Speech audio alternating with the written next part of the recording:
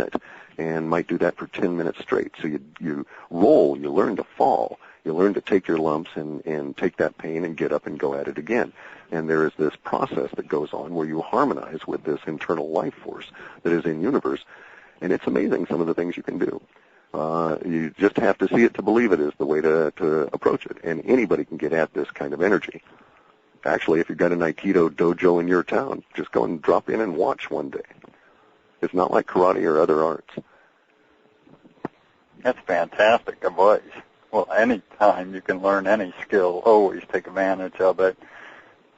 So you think that basically it's not going to be a bloody revolution, it's more going to be like a refused neck revolution? I have hopes in that, but unfortunately the word hope also brings with it disappointment. The two are inseparable. So I'm of the opinion that we stand at the nexus or the crux now, and the future is unwritten, as you say. And it's up to us to decide.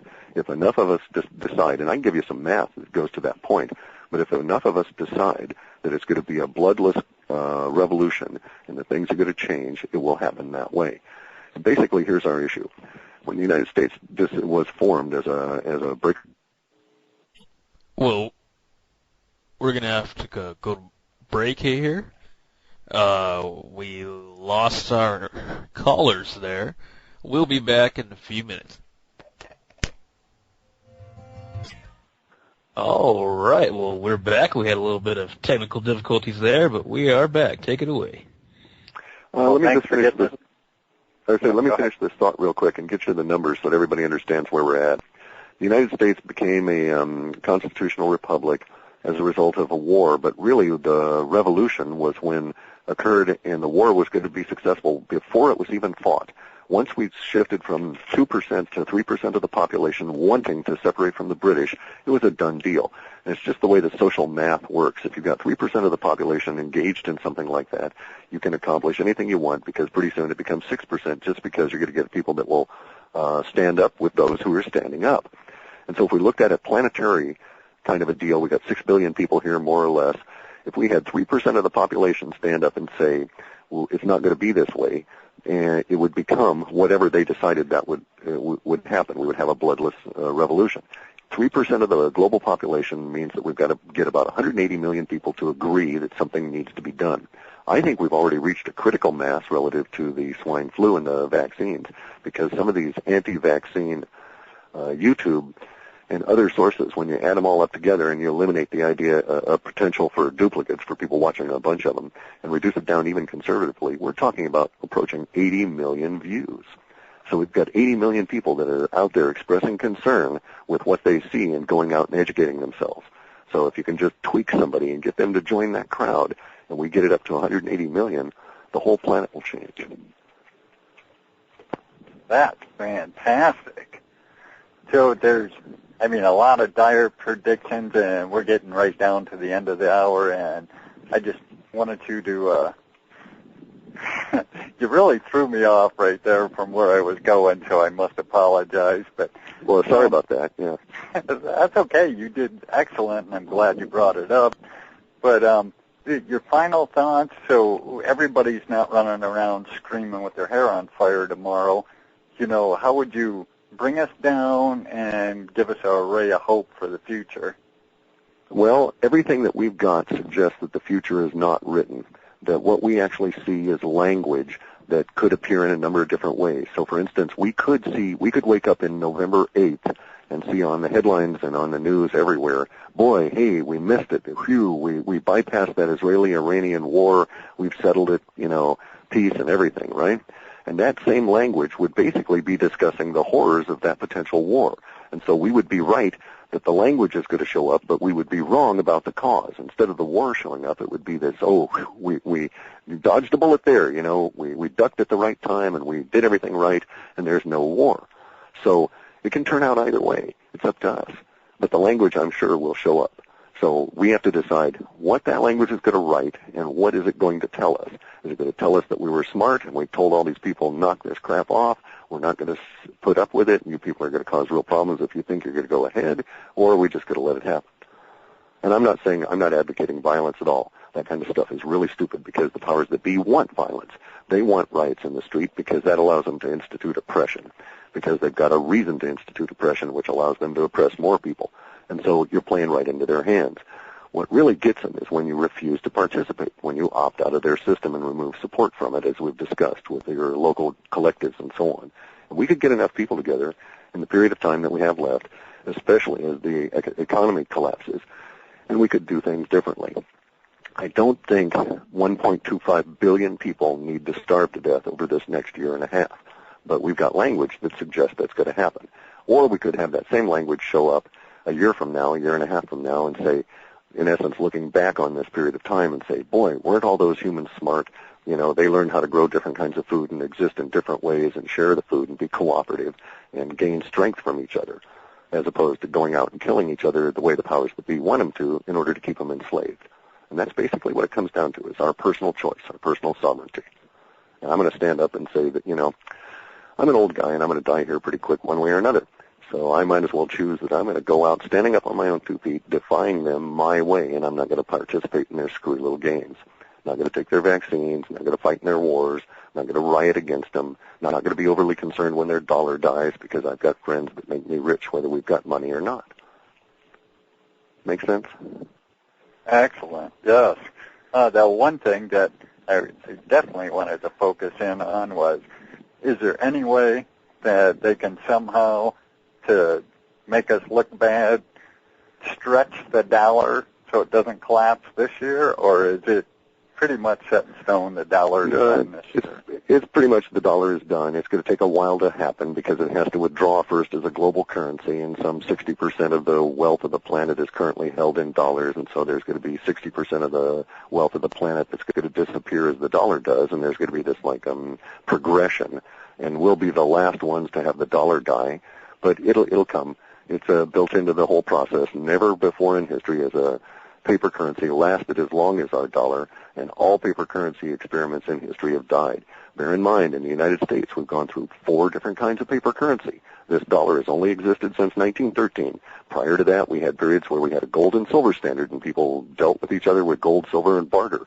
Prior to that, we had paper dollars in the 1800s, issued by Louisiana banks. Those banks failed, the dollars disappeared. We had the Continentals, they died. We had the Confederate currencies, we had the greenback, they all died.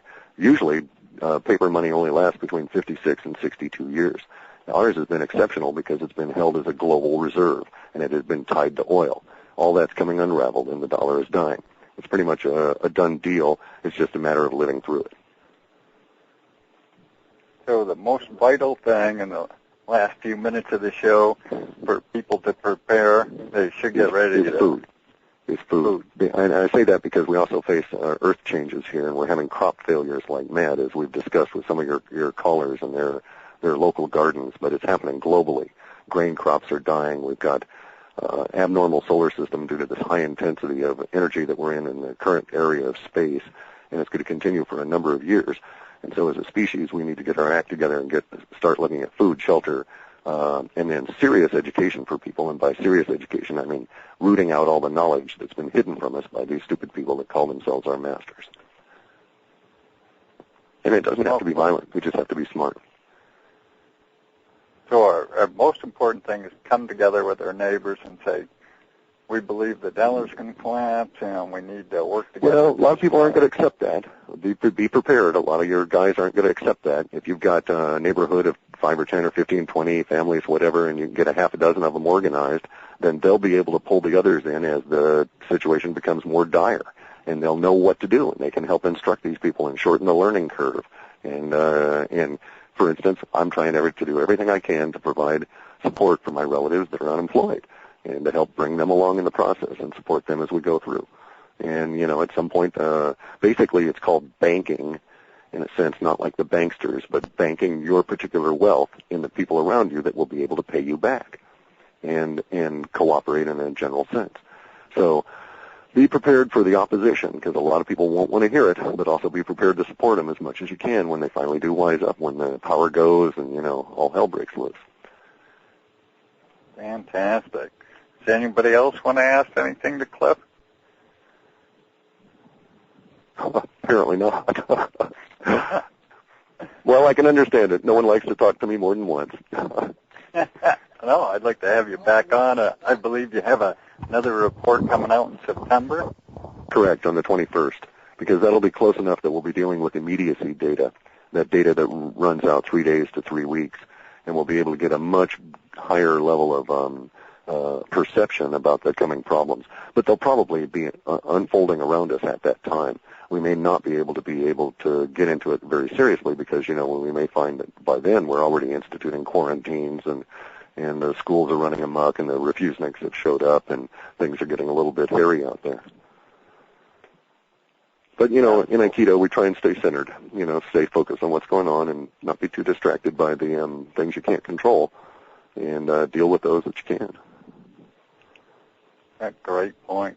So basically we're going to have to get into overdrive if you're coming in late, store as much food as you can, get ready to heat without electricity, be able to prepare your food. As self-sufficient as you can, look for different sources, broaden what you consider your definition of food. A real good story about that is after World War II, the French population was in a world of hurt, and the United States delivered tons of corn to them, which sat and rotted because the French didn't really recognize corn as anything other than feed for animals.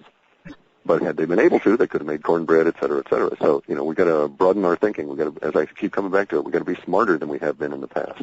We can't just sit here and accept the crud that's shoveled out from the TV. So, when do you think the TVs are finally going to collapse?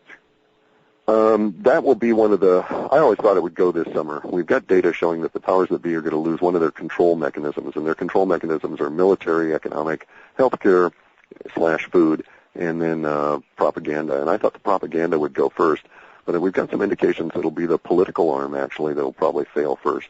And the propaganda will be held on to the very end. I suspect probably by around July of next year, maybe July 7th or so, we'll see the real breakdown of the propaganda machine. And thereafter, it'll be wild and woolly. Shortwave radios are going to be a real good thing to store because the ham operators will be up? That's up to a certain point, that's correct. But bear in mind, we've got some very unusual atmospheric conditions coming from solar interaction over these next few years. And our data indicates that sometime around 2011, it may not be possible to have ham systems operate simply because the upper atmosphere will be so energetic, so highly charged with particles that radio waves just won't propagate. Wow. Well, I'd like to thank you for spending your valuable time with us and coming up. And any final thoughts you'd like to spread? Take plenty of naps, eat plenty of pie, and what we say around here is get strong to go long. Excellent. Thank you so much for your time.